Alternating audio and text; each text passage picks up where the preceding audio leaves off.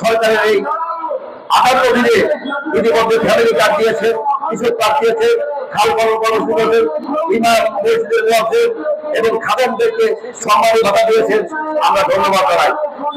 উচ্চ ভাতা দিয়েছেন, বাড়ি ভাড়া দিয়েছেন উচ্চ শিক্ষকদের। কিন্তু একটা কথা, যারা খাবে তারা খাইতে থাকবে, কেউ আবার কেউ দিবে। আর যারা অবক্ষ শিক্ষক, যারা অনাহারে অর্ধাহারে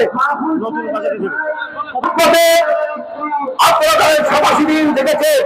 বিগত অন্তর্বর্তীকালীন সরকার আমাদের বারবার আশ্রয় দিয়েছে, আমরা বিশ্বাস করে ফিরে গেছি।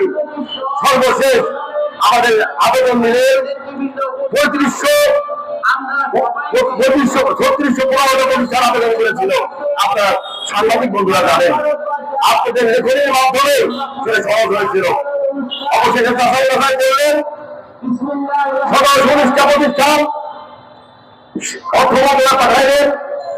অর্থ মন্ত্রণালয় থেকে তারা পরিবার দোকান বসে একেবারে নির্বাচনের 3 দিন আগে 9 ফেব্রুয়ারি রাত 9:30টার সময় অনিবার্য কারণবশত এমপিও ভক্তি স্থগিত করা হলো।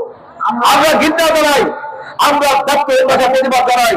ওই শিক্ষা মন্ত্রণালয়ের সচিব রেহানা পারভীন এবং সংশ্লিষ্ট এমপিও কমিটির যারা ছিলেন তাদের ব্যবহারে অভিযোগ ঘুষ কেড়ে দেয়। আপনার ঘুষ পাবনাই বলে এমপিওরা নেয় আমার বিশ্বাস। আমাদের কাছ থেকে এবং অর্থ মন্ত্রণালয়ের সচিব যারা ফাঁসিবাদের পেছন, এই সচিবদেরকে অবসরে দিতে হবে বাধ্যতামূলক ভাবে। অন্যথায় নরেন্দ্র শিক্ষকদের এই জাতির কোনো কি হবে না, মানে কি বলে ভাগ্যবল হবে না। আমি প্রধানমন্ত্রীকে বলতে চাই, মাননীয় শিক্ষামন্ত্রীকে বলতে চাই, মাননীয় প্রধানমন্ত্রী একটা রাষ্ট্র নির্মাণের জন্য আধুনিক বাংলাদেশ, আধুনিক দেশ গঠন করার জন্য প্রথম দরকার শিক্ষা তাদের মেরুদণ্ড।